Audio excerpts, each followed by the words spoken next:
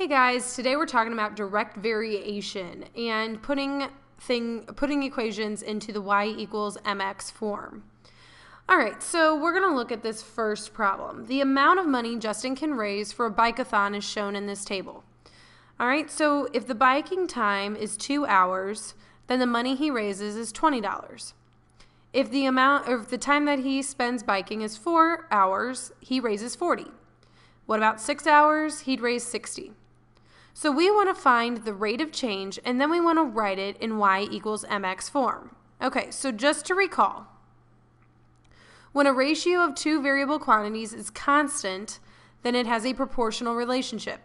This is called direct variation. The constant ratio is called the constant of variation or the constant of proportionality. So you might want to write down those key new words: direct variation, constant of variation, and constant of proportionality by pausing the video. Okay, so I'm going to put this back. So what we want to do here is we want to find the rate of change, the constant of variation. Okay, so the way that we would do this is we need to first figure out how much he's raising per hour. So 20 over 2, which equals 10, or 40 over 4, which equals 10. We need to make sure that these all equal 10, and 60 over 6, which equals 10. So we know that the rate of change is 10. Okay, so where do we get this form? Okay, remember when we talked about the slope formula? The second y minus the first y over our x2 minus our x1. Okay, remember it's always your dv over your iv. So it's the change in your dv over the change in your iv. Okay, so what we can do here is if we think about this at a point of 0, then all we would be left with is y divided by x, which if we multiply by x on both sides, we would get y equals mx. Okay, so that I'm not as worried about you understanding, but that this is the correct form to keep it in. Okay, the way it was derived was from the slope formula. Okay, so what we're going to do here is we're going to put our 10 into this equation. So y equals 10x. So what we're saying is that if I plugged any number in, not just the ones in this table, I could plug in 500. If he bikes for 500 hours, what would it be? We'd have to multiply that by 10. So he would make $5,000 for the bike-a-thon. Now that's an extreme amount of biking, but at the same time, it gives you an idea. Really, we could plug in any number. All right, so let's look at this one. A linear relationship is a direct variation when the ratio of y to x is a constant. For example, m, our slope. We say that y varies directly with x. So m equals y divided by x, or y equals mx plus b. Remember when we talked about slope, it's always, again, your dv over your iv, so your y's over your x's, so y equals mx, where m is the constant of variation and cannot equal 0. All right, so y equals 3x for this one because the slope is going up 1, 2, 3, and over 1. Notice I could put a point right here. Or it's going down 1, 2, 3, and to the left 1. So it's going up 3 over 1 or down 3 back 1. Either way, our slope is 3. So the slope of the graph, since this 0, 0 is our part of our solution, as long as it passes through the origin, it directly varies. Okay, so the one solution is 0, 0.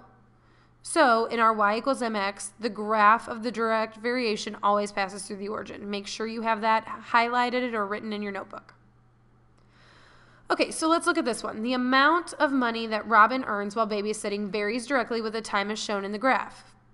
We know it varies directly. It goes through the point of origin and it forms a linear equation, or forms a linear a line.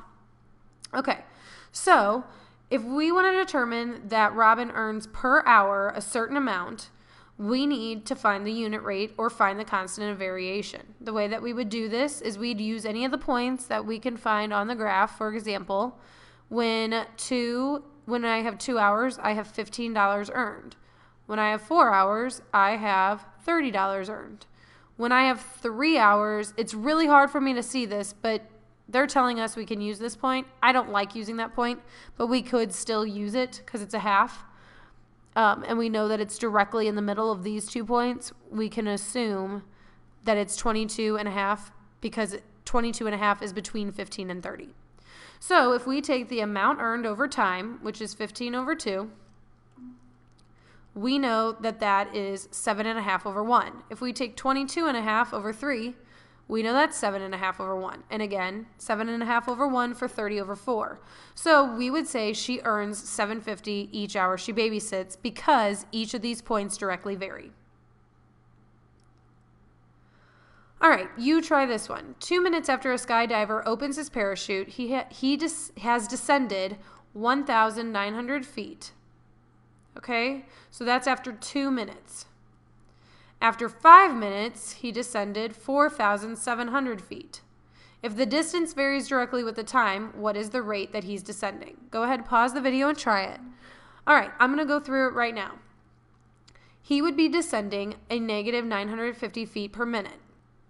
How did I get that? Well, if you take your 1,900 and you divide it by 2, you get, now that's a descending, so this would be a negative, you'd get negative 950.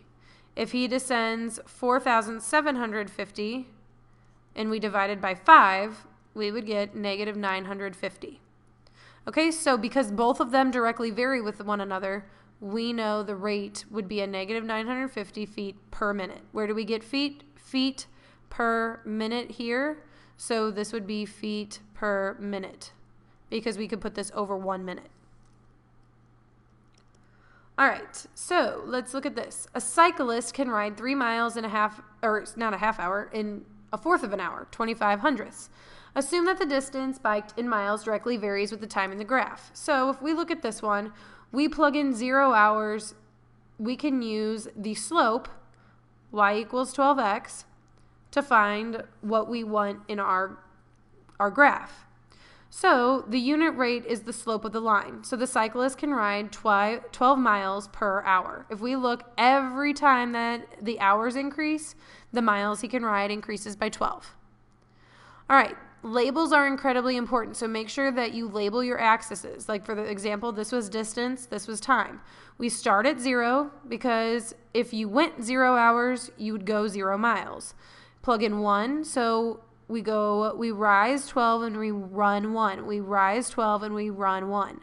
That's what that slope tells us. Okay, go ahead and pause the video and try this one. When you get done, make sure you check that you have all of your labels. Okay, pause the video. I'm going to go through the answers right now. Okay, so a grocery store sells 6 oranges for $2. So basically, we can represent this situation, y equals 1/3 of an x. Graph the equation, what's the cost per orange?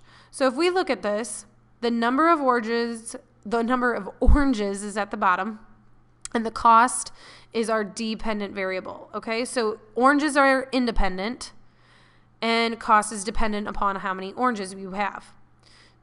So if we look at this slope, when we rise 1, we run 3. When we rise 1, we run 3. I'm not talking about rising 1 unit of space. I'm talking about rising 1 on the DV axis, on the Y axis. So make sure that you're not just rising 1 block and running 3 blocks. You're rising 1 depending on what the axis is labeled. If it was labeled 1 here, then that would be fine. But because it's labeled 1 here, you got to make sure that you're rising 1 and running 3, rising 1 and running 3 more. Okay? And make sure you have cost, number of oranges. All right, so comparing direct variations. What if we wanted to compare two? You can use the tables, graphs, and words or equations to represent and compare proportional relationships. Y varies directly with X. So, for example, in this equation, if we took our Y over our X, we would get 1/5. We could do that for each and every one of these, including the last one, 6/30, 1/5. Each one of these is going to give us 1/5. So that's where we get the equation. And then we can also say, okay, well, if I rise 1 and I run 5, I'd plot the point here. This would also be like going back 1 or down 1, and back 5. So down 1, back 5, our point would be here. Okay, so let's try this one together. The distance d in miles covered by a rabbit in t hours can be represented by the equation d equals 35t. The distance covered by a grizzly bear is shown on the graph. Which animal is faster? Okay, so we know that 1 has the equation, and we know that they're going 35 every hour of time. So if we look at this one, how much is he going in an hour? So it's rising 30 and running 1. And it's rising 30 and running 1 again. So it would be 30t. So if we wanted to compare them, which animal is faster? Well, if this one is the rabbit, this is the rabbit, and the grizzly bear was this one, then we know that he's actually 5 miles faster. The rabbit would be 35 miles per hour, while the grizzly bear would be 30 miles per hour. So the distance, 35 is greater than 30, so the rabbit is the faster. All right, let's take a look at this. Compare this one. Try it, pause the video. I'm going to come back in just a second to show you the answer. Okay, so a 3-year-old dog is often considered 21 in human years. Assume that the equivalent age in human years varies directly with the age of the dog. So let's let X represent the dog's age and Y represent the human's age. Okay, so if we do this, Y equals mx, then if the human age is 3, the dog's age is 21. So what's going on here? Well, if we divide by 3, then there's a 7-year difference. So the slope would be 7. If we wrote the equation, y equals 7x, we could replace that with any age of any human, or excuse me, of any dog to come up with the human years. You want to know the human year age or the y value when the dog is 6 years old. So if the dog is 6 years old, you'd write 7 times 6 and you'd get 42. So technically, if you did it like this, when the dog is 6 years old, the equivalent age of the human years is 42. Okay? We can also check it with a graph. Graph the equation y equals 7x. The y value when x is 6 would be definitely 42. Okay, so you could even double check it with a graph. I'm going to leave that up there. Oop, no, I'm not. Just kidding. I'm going to pull this one over here and put this one down here. Just extend it a little bit. All right, and that's all I have for you today.